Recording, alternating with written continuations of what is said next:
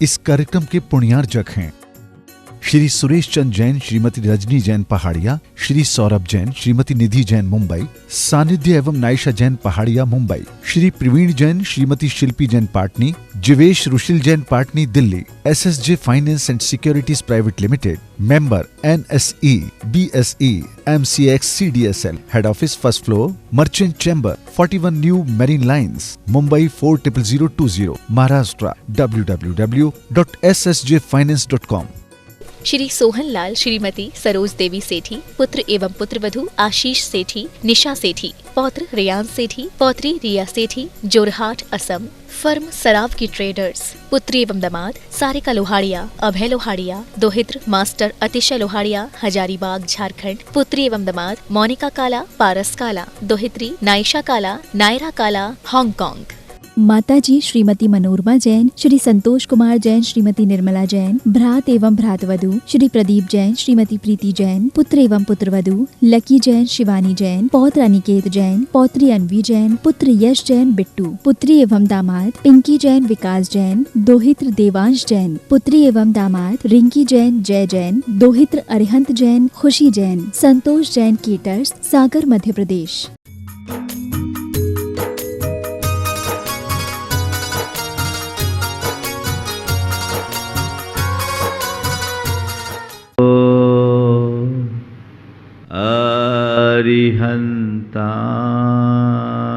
अरिहन्ताणं नमो अरिहन्ताणं नमो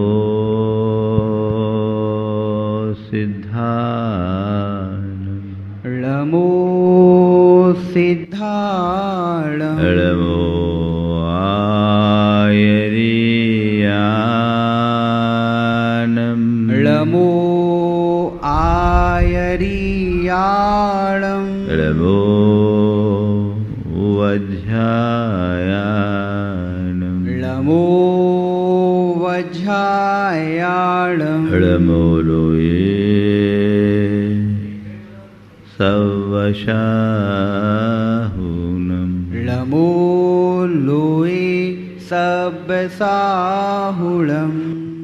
एषो पञ्चनमोयारो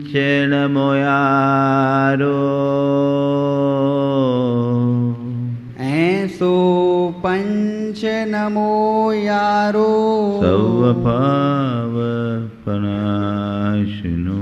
सब पावपणासनो मङ्गलाळं च सवेशिं मंगलाळं च सवेसिं पढ़मं होई मंगलम पढ़मं होई मंगलम। जय बोलो देवादिदेव एकदार श्री भगवान महावीर स्वामी की जय जय जय। अहिंसा परमो धर्म की जय जय परम जय। पूज्य आचार्य गुरुवर श्री विद्यासागर जी महाराज जय जय जय। परम पूज्य महामना मुनिवर श्री प्रमाण सागर जी महाराज की, परम पूज्य मुनिवर श्री अरह सागर जी महाराज की। हमारे जीवन में अनेक प्रकार की प्रवृत्तियां होती हैं, अच्छी भी और बुरी भी। अच्छी प्रवृत्तियां अनुकरणीय हैं और बुरी प्रवृत्तियां त्याज्य हैं। लेकिन लोक में बुरी प्रवृत्तियों के प्रति ज़्यादा रुझान दिखता है, अच्छी प्रवृत्तियों की प्राय अनदेखी की जाती है। हम सबको ये पता है कि हम जैसा कर्म करते हैं हमको उसका वैसा फल मिलता है। अगर कोई आम बोता है तो आम फलता है और बबूल बोता है तो बबूल। लेकिन इसके बावजूद यदि कोई व्यक्ति बबूल बोकर आम फलने की कामना करे तो उसके लिए हम क्या कहेंगे? उसे हम क्या कहेंगे?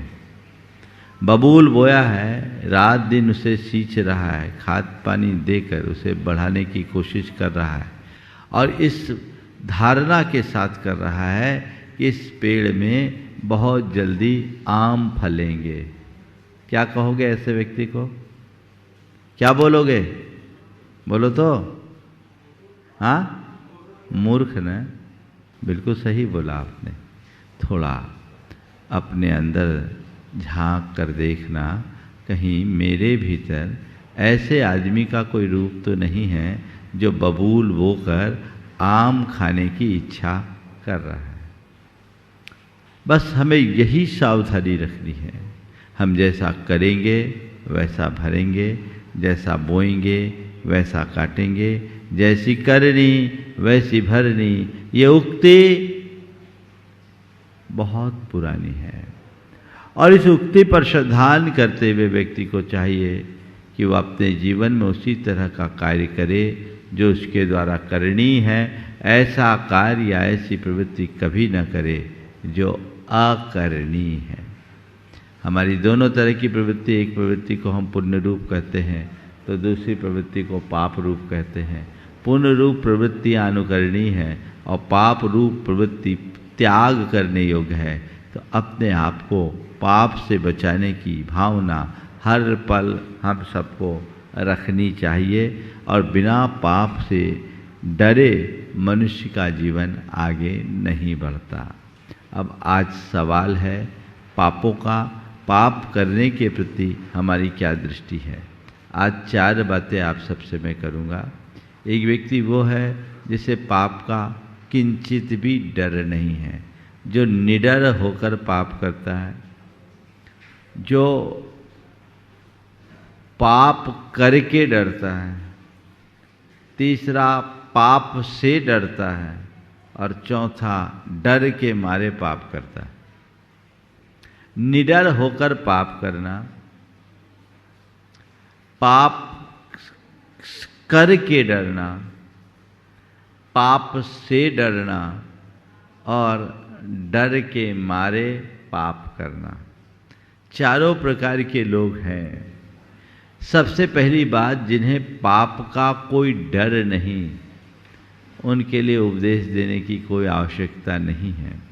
बहुत अच्छी बात लिखी है। आज का पहला वाक्य है, दुष्ट लोग उस मूर्खता से नहीं डरते जिसे पाप कहते हैं, परंतु भद्रजन उससे सदा दूर भागते हैं। पाप जीवन का विनाशक है, जीवन को संताप पहुंचाने वाला है, जिससे हमारे जीवन में दुख, दारिद्र्य और दुर्गति हो। ऐसी प्रवृत्ति को कौन स्वीकार करेगा? तो जो समझदार है वो व्यक्ति कभी भी ऐसा कृत्य नहीं करते, लेकिन जिनमें नासमझी है, जिन्हें अपने आत्मा के हिताहित का कोई विवेक नहीं, वो इन सब चीज़ों से कभी नहीं डरते। हम अपने भीतर डर उत्पन्न करें कि मेरी प्रवृत्ति का फल मुझे मिलना है। जिस व्यक्ति को इस बात का भान होता है वो कभी भी पापात्मक क्रियाओं के प्रति उत्साहित नहीं होता, हमेशा उनसे दूरी उत्पन्न करता है, क्योंकि उसे मालूम है कि पाप से पाप उत्पन्न होता है। इसलिए आग से बढ़कर के भी उससे डरना चाहिए। अगर कहीं आग लगी हो और कोई कहे कि तुम आग में पैर रखो, आप पैर रखना पसंद नहीं करेंगे। कोई भी समझदार आदमी रखेगा क्या? मालूम है आग में पैर रखेंगे स्वाहा होगा। संत कहते आग में पैर रखने से शरीर स्वाहा होता है और पाप में पैर रखने से भव स्वाहा होता है। शरीर स्वाहा होगा तो केवल एक जीवन विनष्ट होगा और तुम्हारे परिणाम स्वाहा होंगे तो तुम्हारा भाव विनष्ट होगा। जैसे तुम आग से बचते हो उसे विनाशक मानकर, वैसे ही पाप से भी बचो उसे भयावह मानकर। पाप भयावह है, भाव की दुर्गति का कारण है, क्योंकि तुम्हें उसका फल भोगना ही पड़ेगा। लेकिन अज्ञानी लोग उस पाप से कभी डरते नहीं, करते रहते हैं। संत कहते हैं मूढ़जन पाप से नहीं डरते, लेकिन जब उसका परिणाम पककर सामने आता है तो सब तरफ रोना चिल्लाना शुरू कर देते हैं। संत कहते हैं भाई पहले ही तुम पाप से डरे होते तो तुम्हारी आज ऐसी दुर्गति नहीं होती। आज तुम्हारे जीवन में अच्छे बुरे जो भी संयोग है वह तुम्हारे अपने कृत्यों का ही परिणाम है। हमारे अच्छी प्रवृत्ति के परिणाम स्वरूप हमारे जीवन में अच्छे संयोग मिलते हैं और बुरी प्रवृत्ति के फलस्वरूप बुरे संयोग मिलते हैं। तो अच्छी प्रवृत्ति यदि हमारी होगी, हमारा जीवन अच्छा होगा और हम अपने जीवन को बेहतर बनाने में समर्थ होंगे। अपनी प्रवृत्तियों को देखिए, 24 घंटे मनुष्य प्रवृत्तियाँ करता है और उसकी जैसी प्रवृत्ति होती है उसके निमित्त से उसकी आत्मा में एक विशेष प्रकार का वाइब्रेशन होता है, जिसके फलस्वरूप उसके इर्द गिर्द रहने वाले कर्म के परमाणु उसकी और आकर्षित होकर उसकी आत्मा से चिपक जाते हैं और संस्कार के रूप में जुड़कर कालांतर में उसे अच्छा और बुरा फल प्रदान करते हैं। ठीक वैसे ही जैसे मैं यहाँ बोल रहा हूँ, सामने लगे कैमरे में सब कुछ रिकॉर्ड हो रहा है, रिकॉर्ड के साथ प्ले भी चालू हो रहा है। अब मैं जैसा बोल रहा हूँ वैसा रिकॉर्ड हो रहा है, जो एक्शन मैं कर रहा हूँ वैसा सब कुछ हो रहा है। अब मैं अगर सामने वाले चित्र को देखकर कहूँ अरे ये कैसा निकल गया, ये कैसा मेरा चेहरा आ गया, संत कहते हैं अब कहने से क्या फ़ायदा, कैमरा सामने था, उस समय तुम्हें सावधान रहना था। तुम्हारा जो एक्शन होगा कैमरा केवल उसको ही कैच करेगा, इसके अलावा और कुछ भी नहीं करेगा।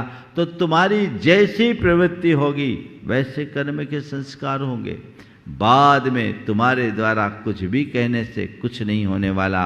आज जो कुछ तुम्हारे जीवन में घट रहा है वो तुम्हारे ही कृत्यों का प्रतिबिंब है और भविष्य में जो भी घटेगा वह सब तुम्हारी ही करनी का फल होगा। इस सत्य को जानो और अपनी प्रवृत्तियों के प्रति सावधान हो। तो जो निडर होकर के पाप करते हैं वो भले पाप कर ले, लेकिन उनका फल आज नहीं तो कल केवल उनको और उनको ही भोगना पड़ेगा। जिस दिन ये भावबोध होता है जीवन सुधर जाता है। कहते अंगुली माल बेखौफ होकर पाप करता था, जानवरों को मारना, राहगीरों को लूटना, उनकी हत्या करना और उनकी एक उंगली काट करके अपने गले में लटका लेना, ये उसका रोज का काम था। पूरे इलाके में उसके नाम का खौफ था। उस रास्ते को भी बंद कर दिया गया था क्योंकि अंगुली माल का इलाका है। इस इलाके से जो भी आज तक गुजरा है कभी सुरक्षित नहीं आ पाया है, ये सब में ख्यात था। लेकिन जब गौतम बुद्ध उधर से निकले, अंगुली माल के इलाके में गए, इस आवाज दिया ठहर जा, ठहर जा। बुद्ध ने चलते हुए कहा मैं तो ठहरा ही हुआ हूं, तू कब ठहरेगा? मैं तो ठहरा ही हुआ हूं, तू कब ठहरेगा? अंगुली माल के सामने पहली बार किसी ने इस तरह का कोई जवाब दिया। उसने फिर से कड़कते हुए कहा ठहर जा। उन्होंने कहा मैं तो ठहरा ही रहा हुआ हूं, तू कब ठहरेगा?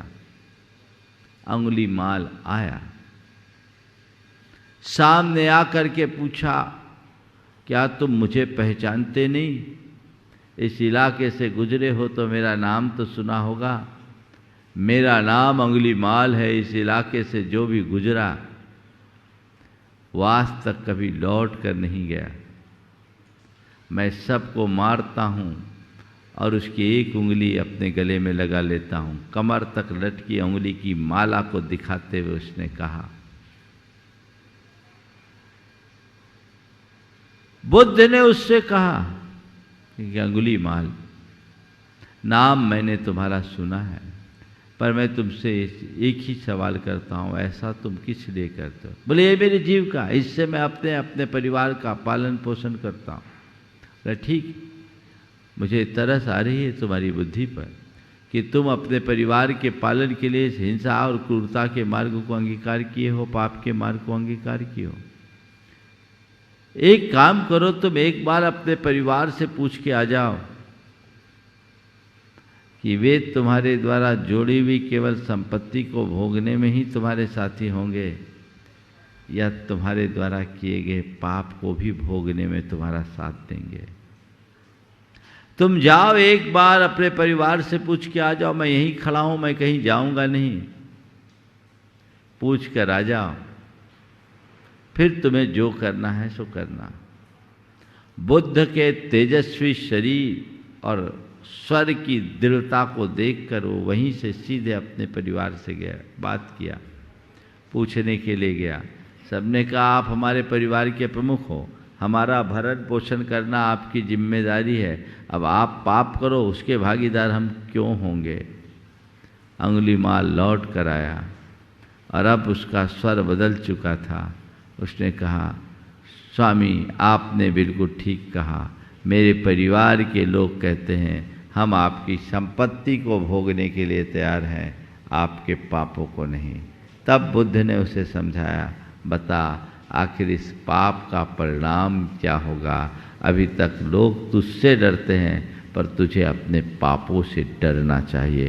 कहते अंगुलीमाल थर थर कांपने लगा, गले से अंगुली की माल उठा के फेंक दिया और बुद्ध के चरणों में समर्पित हो गया।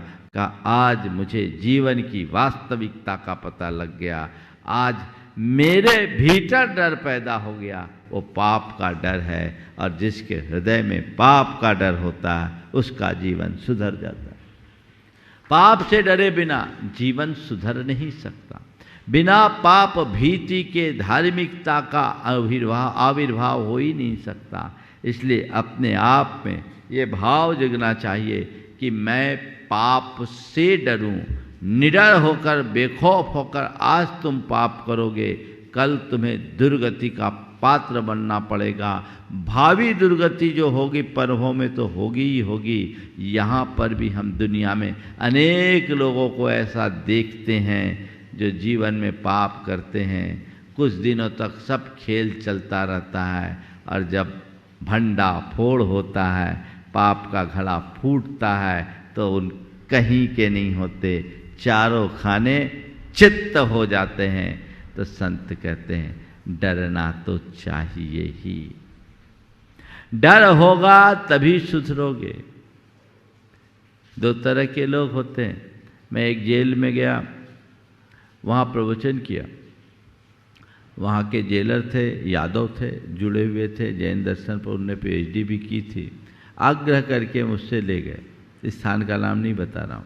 जब मैं प्रवचन के लिए गया, कई बड़े बड़े जेलों में भी प्रवचन किया, तो वहाँ लगता था कि वहाँ जो कैदी अपराधी होते थे उन पर बड़ी भावनाएं होती थी और लोगों के प्राय आंसू बहते थे। उस दिन जब मैं गया तो देखा करीब 250 लोग थे, उपदेश दे रहा था, पर मुझे लगा नहीं कि इनमें 10-12 को छोड़कर कोई उपदेश के प्रति गंभीर है। तो मैंने ऐसे जेलर साहब से अपना प्रवचन देने के बाद पूछा, जेलर साहब ये तो कैदी जैसे लगते ही नहीं। तो उन्होंने कहा महाराज ये अपराधी हैं, पेशेवर अपराधी, ये कैदी नहीं है, ये सब कैजुअल लीव में आए। मामला बोले महाराज ये सब पेशेवर अपराधी हैं, बाहर अपराध करते जेल में आके सुरक्षित हो जाते हैं, थोड़े दिन बाद फिर इनको बेल मिलेगी और फिर जाकर के अपराध करेंगे, ये ऐसे लोग हैं। तो जो अपराध से नहीं डरता वो पेशेवर अपराधी बन जाता है और उसका जीवन यूं ही बर्बाद होता है, उसे कोई खौफ नहीं। लेकिन जिसके मन में अपराध से डर है वो कुछ होने पर भी कोई पाप अपराध नहीं कर सकता। तो जैसे अपराध का डर व्यक्ति को आपराधिक प्रवृत्तियों से बचाता है, वैसे ही पाप का डर व्यक्ति पापात्मक प्रवृत्तियों से बचाता है। अपने जीवन को एक सभ्य मनुष्य की तरह जियो, अपराधी की तरह नहीं। यदि तुम पाप से डरते हो तो तुम्हारे हृदय में सच्चे धार्मिकता का आविर्भाव होगा, और यदि पाप से डर नहीं तो तुम्हारे लिए कदम कदम पर खतरा मानकर चलना चाहिए। तो पहली बात, निडर होकर पाप करने वाले अपनी आत्मा के साथ बहुत बड़ा धोखा कर रहे हैं। दूसरे लोग वो हैं जो पाप करके डरते हैं। पाप कर लिया अरे अब भंडाफोड़ न हो जाए, औरों को पता न मिल जाए, मुझे दंडित ना होना पड़े, मुझे लज्जित ना होना पड़े, मेरी प्रतिष्ठा न धूमिल हो जाए। ऐसे लोग भी बहुत तनाव में रहेंगे। अरे ये तो पहले सोच रहा था, पाप किया है तो परिणाम तो तुमको मिलेगा ही मिलेगा। अब पाप करके डरने से क्या, पाप करने से डरते तो पाप ही नहीं होता। पाप करके डरने वाले लोग बहुत मिल जाएंगे, इधर उधर जाएंगे, फिर भगवान से प्रार्थना करेंगे, हे भगवान मुझे माफ कर दो, मुझे मुक्त कर दो, मुझे बचा लो। अरे भगवान का इतना ख्याल था तो तू पाप किया क्यों? ऐसे लोगों को भगवान भी माफ नहीं करते, क्योंकि उनको पता है ऐसे अपराधियों को प्रश्रय देने से इस धरती में अराजकता ही बढ़ेगी और कुछ नहीं होगा। पाप किया है तो उसका फल भुगतने के लिए तैयार रहो। पाप करके डरने में सिवाय तनाव और अशांति के तुम्हें कुछ नहीं मिलेगा। तो महाराज अच्छा फिर पाप करके भी न डरे, निडर होकर पाप करें तो सड़ोगे नरकों में और अपने वर्तमान जीवन को भी नरक बना लोगे। अगर पाप, पहली बात पाप करो मत, और पाप कर लिया तो डरो नहीं, पश्चाताप करो। पाप से घृणा करो, दोबारा न करने के लिए संकल्पित हो जाओ। ये सुनिश्चित करो कि अब जो पाप हुआ सो हुआ, अब इसकी पुनरावृत्ति नहीं करूंगा। यदि ये परिवर्तन जीवन में आ गया तो समझ लेना तुम्हारे अंदर सुधार की शुरुआत हो गई है।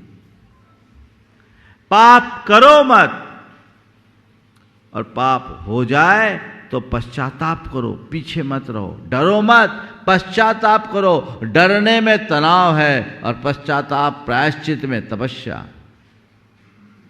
आप तपस्या करो, पश्चाताप करो, पुनरावृत्ति न करने का संकल्प लेकर जीवन को बदलने के लिए तत्पर हो जाओ। सीख लो।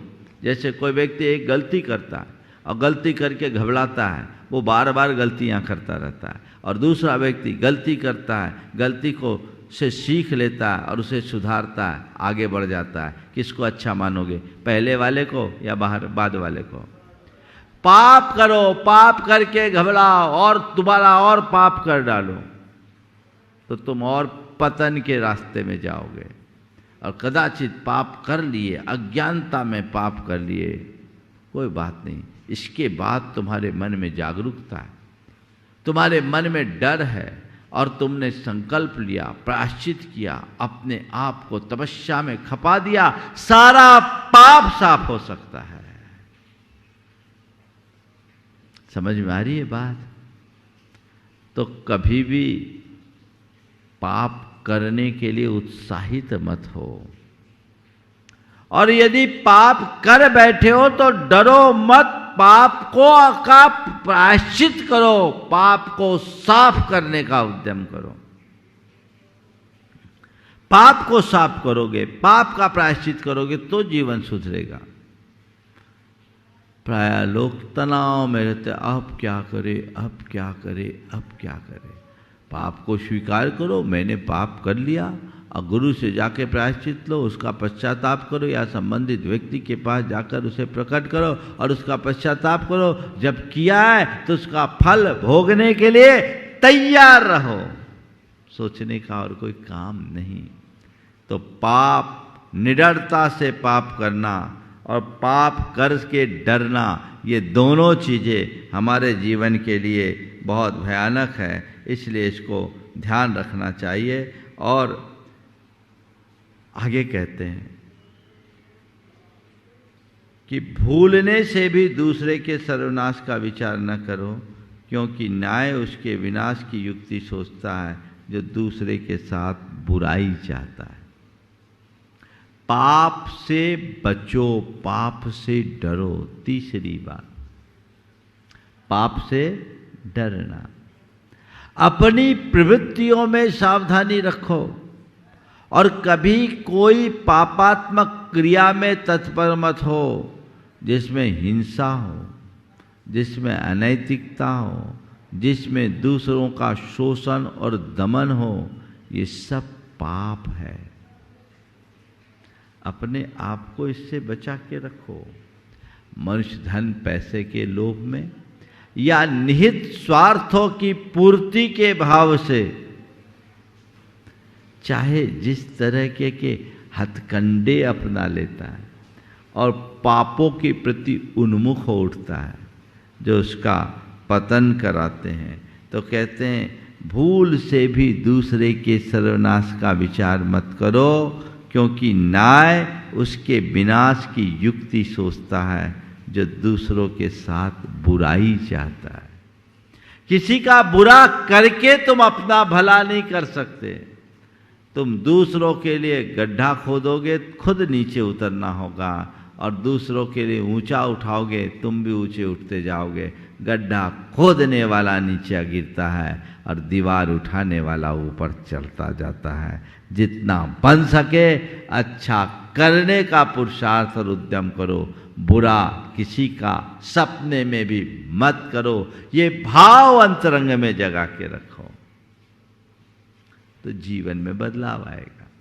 कोई भी पाप मुझे नहीं करना, ये सोच जब मन में बैठ जाती है तो फिर कुछ नहीं होता। लेकिन आजकल लोग इन सब बातों को बिल्कुल नहीं सोचते। कदाचित आप लोग अपराध से तो फिर भी डर जाते हो, पर पाप से नहीं डरते। ध्यान रखना, अपराध पाप का प्रकट रूप है। कोई भी अपराध तब होता है जब मन में आता है। पाप की शुरुआत मन में से होती है और वही प्रकट होकर के अपराध बन जाता है। मैं आपसे कहूँगा, तुम्हारे अपराध को रोकने के लिए ढेर सारे कानून हैं। कानून तुम्हें अपराध से रोकता है, पर एक धर्म ही है जो तुम्हें पाप से बचाता है। कदाचित हो सकता है कि तुम कानून का फायदा उठाकर अपराध करके भी बच जाओ, लेकिन पाप करके कभी नहीं बच सकोगे। कानून साक्ष्य के आधार पर चलता है, और ऐसा कहा जाता है कि 1000 अपराधी छूट जाए चले, लेकिन एक निरपराधी को सजा नहीं मिलनी चाहिए। कानून की व्यवस्था है, और कई लोग इसका फायदा भी उठा लेते हैं। पर संत कहते हैं तुम्हारे कानून में ये सब चल सकता है, पर कुदरत के कानून में ऐसा कुछ नहीं चलता। वहाँ तो जो तुम करोगे वही भरना पड़ेगा, उसमें राय रत्ती का भी अंतर नहीं होता। ना भुक्तम क्षीयते कर्म, बिना भोगे कर्म नष्ट नहीं होता, बदलाव आना चाहिए। आज से लगभग 22-23 साल पुरानी बात, 1999 की बात, हमारा चातुर्मास भोजपुर में चल रहा था। अखबार में एक संपादकीय लेख, अग्रलेख था, और उस दिन का उसका शीर्षक था आह और वाह। आह और वाह। दो घटनाएं एक साथ घटी थी जो उस दिन के सुर्खियों में थी। पहली घटना थी अदालत परिसर में खूनी खेल खेलने वाले सभी अभियुक्त बाइज्जत बरी, और दूसरी घटना थी कि एक गर्भवती महिला के साथ सामूहिक दुष्कर्म कर हत्या करने वाले सभी को आजीवन कैद। उसका संपादकीय था आह और वाह। अदालत परिसर में 2 गैंगवार हुआ, पर कोई साक्ष्य नहीं मिला, सब छूट गए। और दूसरा प्रसंग था रायसेन के सत्र न्यायालय का, जिसे उस समय वहाँ की जिला जज थी डॉक्टर बिमला जैन। उन्होंने फैसला दिया था कि एक गर्भवती महिला के साथ सामूहिक दुष्कर्म करके लोगों ने हत्या किया। मैं उसे पढ़ ही रहा था कि बिमला जी मेरे पास आ गई। उन्होंने कहा, महाराज कल मैंने फैसला लिखा और मन थोड़ा विचलित हुआ, तो मैं सोचा 3 दिन की छुट्टी लेके आपके चरणों में रहूँगी, यहीं आपके सानिध्य का लाभ लूँगी, आहार दान दूँगी। वो वहाँ आ गए। टिप्पणी थी आह और वाह। बिमला जी ने कहा महाराज मेरे ऊपर इतने प्रकार का प्रलोभन और दबाव आया, पर मैं टस से मस नहीं हुई। जिस तरह का कृत्य उनने किया मेरे मन में आए नहीं कि इनको कोई लाभ दिया जाए। ये तो मैं जैन थी इसलिए इन्हें आजीवन कारावास दिया, अन्यथा इनने जो कृत्य किया वो तो फांसी जैसा था। ये एक व्यवस्था है, कानून की एक सीमा है। यहाँ व्यक्ति अपराध करके बच भी सकता है जैसा कि देखने में आता है, लेकिन कुदरत के कानून में कोई बचाव नहीं। वहां तुम्हारी कोई दलील नहीं चलने वाली। इसलिए पाप से डरो। कोई भी कार्य करो तो उससे पूर्व सोचो मैं ये जो कर रहा हूं इसका परिणाम क्या होगा। हमारे यहाँ नीति तो कहती कि शत्रु को भी कभी हानि पहुंचाने का भाव मत करो, बुराई से डरोगे तो बहुत अच्छा होगा।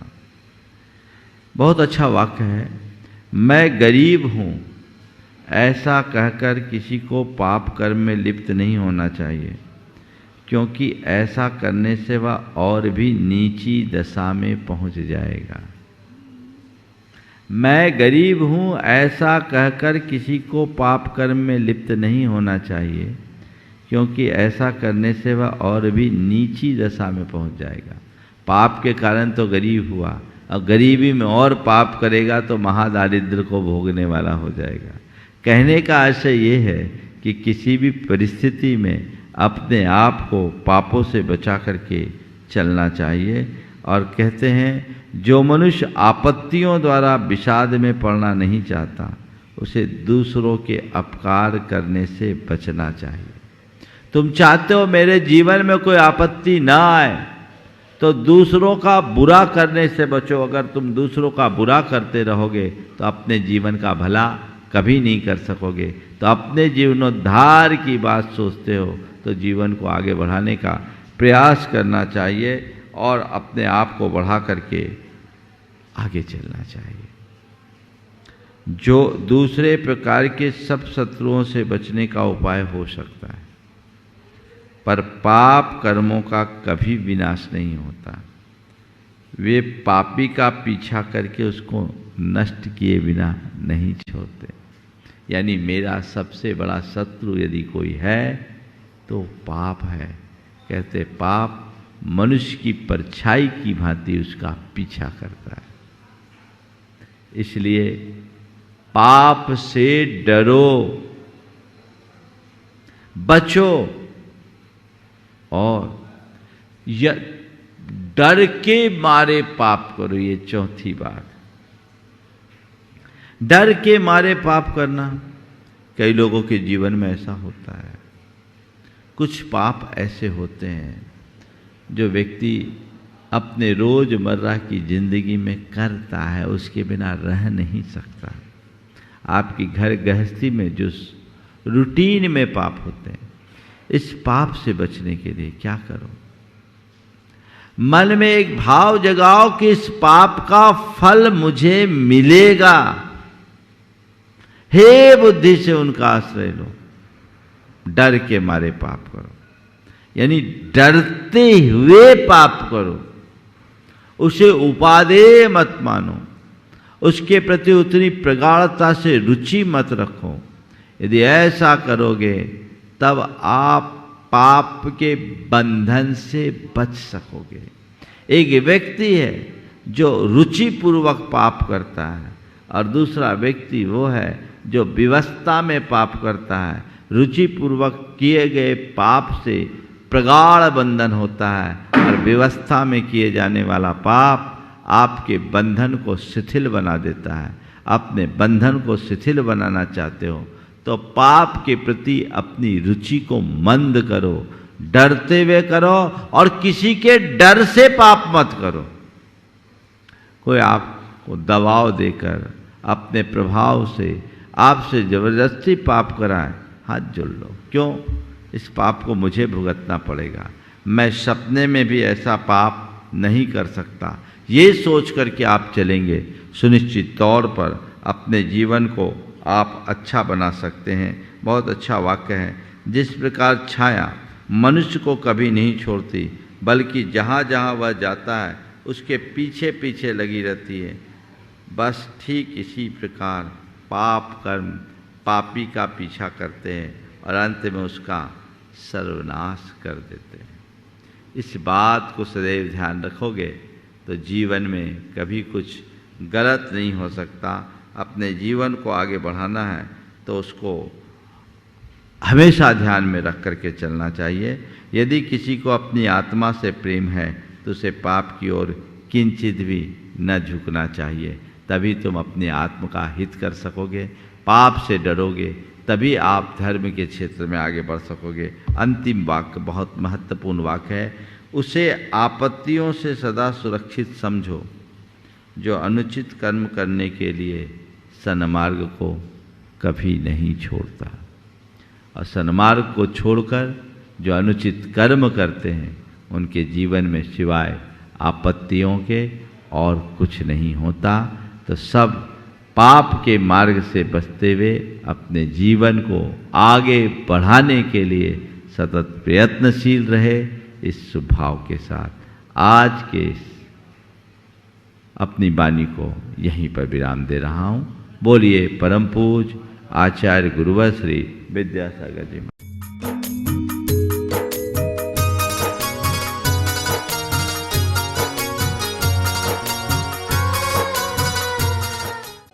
इस कार्यक्रम के पुण्यार्जक थे श्री सुरेश चंद जैन, श्रीमती रजनी जैन पहाड़िया, श्री सौरभ जैन, श्रीमती निधि जैन मुंबई, सानिध्य एवं Naysha Jain Pahadia Mumbai, Shri Praveen Jain, Shrimati Shilpi Jain Patni, Jivesh Rushil Jain Patni Delhi, SSJ finance and securities private limited, member NSE, BSE, MCX CDSL, head office first floor, merchant chamber, 41 new marine lines, Mumbai 400020, Maharashtra, www.ssjfinance.com। Shri Sohanlal Shrimati Saroj Devi Sethi, पुत्र एवं पुत्रवधू आशीष सेठी, निशा सेठी, पौत्र रियान सेठी, पौत्री रिया सेठी, जोरहाट असम, फर्म सराव की ट्रेडर्स, पुत्री एवं दामाद सारिका लोहाड़िया, अभय लोहाड़िया, दोहित्र मास्टर अतिशय लोहाड़िया, हजारीबाग झारखंड, पुत्री एवं दामाद मोनिका काला, पारस काला, दोहित्री नायशा काला, नायरा काला, हांगकांग। माताजी श्रीमती मनोरमा जैन, श्री संतोष कुमार जैन, श्रीमती निर्मला जैन, भ्रात एवं भ्रातवधू श्री प्रदीप जैन, श्रीमती प्रीति जैन, पुत्र एवं पुत्रवधू लकी जैन, शिवानी जैन, पौत्र अनिकेत जैन, पौत्री अनवी जैन, पुत्र यश जैन बिट्टू, पुत्री एवं दामाद पिंकी जैन, विकास जैन, दोहित्र देवांश जैन, पुत्री एवं दामाद रिंकी जैन, जय जैन, दोहित्र अरिहंत जैन, खुशी जैन, संतोष जैन केटर्स, सागर मध्य प्रदेश।